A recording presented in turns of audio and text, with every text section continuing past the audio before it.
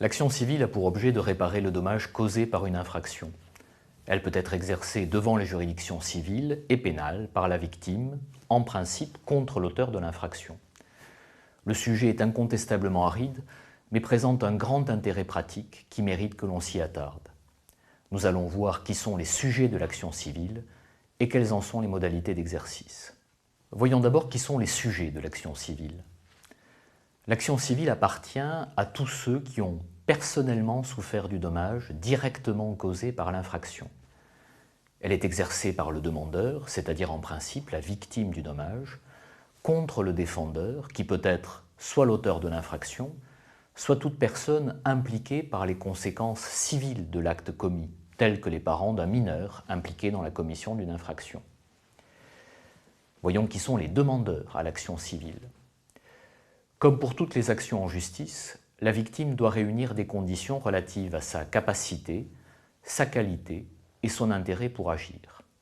S'agissant des demandeurs personnes physiques, ils devront justifier l'existence d'un dommage certain, personnel et direct, résultant d'une infraction punissable.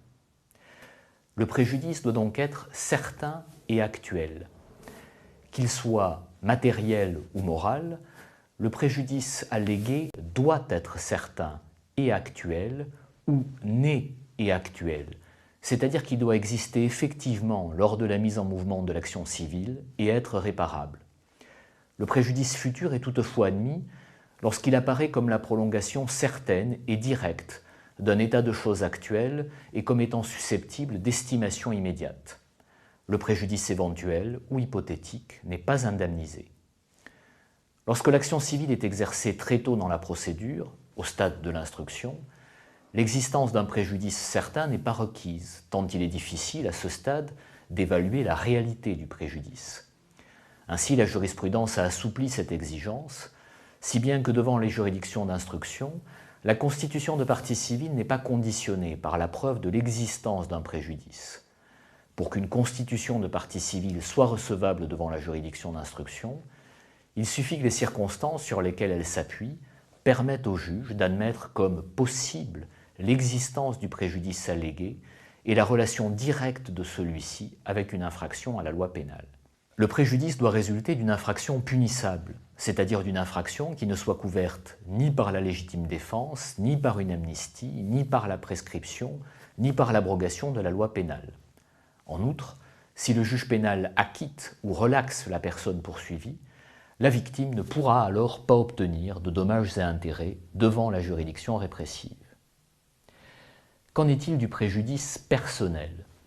Le préjudice causé par l'infraction doit être personnel. C'est donc celui qui est personnellement lésé qui pourra, seul, exercer l'action civile. Les personnes admises à agir sont uniquement la victime et ses ayants droit. Nous avons vu que le préjudice devait être également direct. Il doit donc présenter un lien de causalité direct avec l'infraction. Progressivement, la jurisprudence a accordé le droit de demander réparation aux victimes indirectes de l'infraction, et notamment aux héritiers de la victime ou ses proches. Qu'en est-il des demandeurs personnes morales ? Certaines personnes morales peuvent également exercer l'action civile.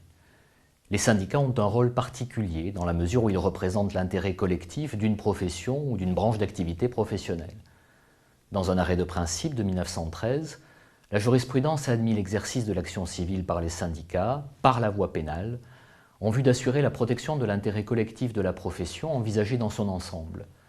Cette solution jurisprudentielle est aujourd'hui incluse dans le Code du travail, qui admet que les syndicats professionnels peuvent, devant toutes les juridictions, exercer tous les droits réservés à la partie civile relativement aux faits portant un préjudice direct ou indirect à l'intérêt collectif de la profession qu'il représente. Le syndicat doit pouvoir justifier d'une atteinte à un intérêt collectif, le préjudice doit porter sur un intérêt qui concerne tous les membres de la profession, et à un intérêt professionnel. Il doit donc y avoir un lien entre la profession que le syndicat représente et le préjudice. Les ordres professionnels ont également pour mission d'établir une réglementation déontologique de la profession qu'ils représentent et d'assurer le respect de cette réglementation par l'intermédiaire de juridictions disciplinaires. Comme les syndicats, ils ne disposent pas d'un droit général d'exercer l'action civile. Ils ont la faculté d'exercer l'action civile uniquement s'ils peuvent justifier d'une atteinte aux intérêts de la profession qu'ils représentent. S'agissant des associations, une distinction doit s'opérer entre les associations dont le droit à l'action civile n'a pas été reconnu par un texte. Leur action est en principe irrecevable, sauf à rapporter la preuve d'un préjudice direct et personnel selon les conditions de droit commun, et les associations dont le droit à l'action civile a été légalement aménagé, alors fondées à se constituer partie civile à condition d'agir pour la défense d'un intérêt collectif. S'agissant des personnes morales de droit public, une personne morale de droit public peut se constituer partie civile lorsqu'elle a été directement victime d'une infraction, ainsi une commune victime de dégradation sur des espaces publics. Le législateur confère également à certaines personnes morales publiques le droit d'exercer l'action civile en réparation d'un préjudice subi par la collectivité du fait de certaines infractions strictement énumérées. L'article 2-7 du Code de procédure pénale prévoit notamment la lutte contre l'incendie. Attention, il ne faut pas confondre la constitution de partie civile de l'article 2 du Code de procédure pénale et celle de l'article 11 de la loi du 13 juillet 1983 qui porte droits et obligations des fonctionnaires. L'article 2 du Code de procédure pénale exige un dommage direct causé par l'infraction et personnellement subi par la victime. En revanche, l'article 11 de la loi de 1983 oblige la collectivité publique à protéger ses agents contre certains délits, les menaces, les violences, les outrages, etc., commis à leur encontre à l'occasion de l'exercice de leurs fonctions. La subrogation lui permet alors de demander à l'auteur de l'infraction le remboursement de l'intégralité des frais avancés à l'agent, y compris les frais d'avocat. Voyons maintenant qui sont les défendeurs à l'action civile.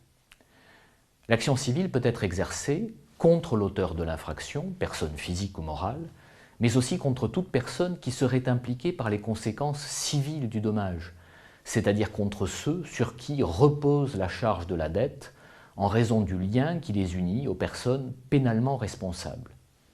Ainsi, les héritiers du délinquant qui recueillent dans leur succession la dette née de l'obligation d'indemniser les victimes, mais encore les personnes civilement responsables, telles que les parents, les maîtres et les commettants. Toute personne morale, à l'exception de l'État, a raison de toutes infractions commises pour leur compte, par leurs organes ou représentants.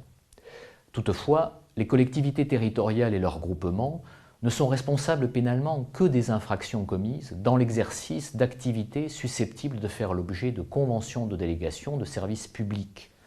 En dehors de ces conditions, l'action civile dirigée contre elles est irrecevable. Enfin, l'assureur, qui peut être mis en cause devant la juridiction pénale ou intervenir volontairement dans le procès pour défendre son intérêt et celui de son assuré pour les infractions d'homicide ou de blessures involontaires. En revanche, pour les infractions intentionnelles, l'assureur ne peut intervenir dans le procès pénal et l'action exercée contre lui devra l'être obligatoirement devant les juridictions civiles.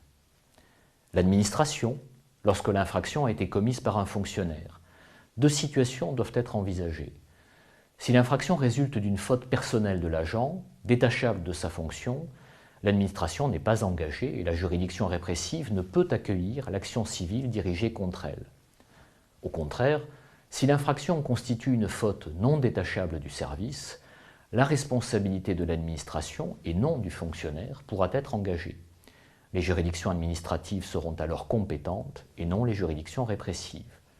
Deux exceptions existent néanmoins, l'une tirée de la loi du 31 décembre 1957 qui prévoit que toutes les actions en responsabilité consécutives aux dommages causés par un véhicule doivent être portées devant le juge judiciaire, et l'autre, prévue par l'article 136 alinéa 3 du Code de procédure pénale, qui confère au juge répressif la compétence pour les atteintes à la liberté et abus d'autorité commis par les fonctionnaires.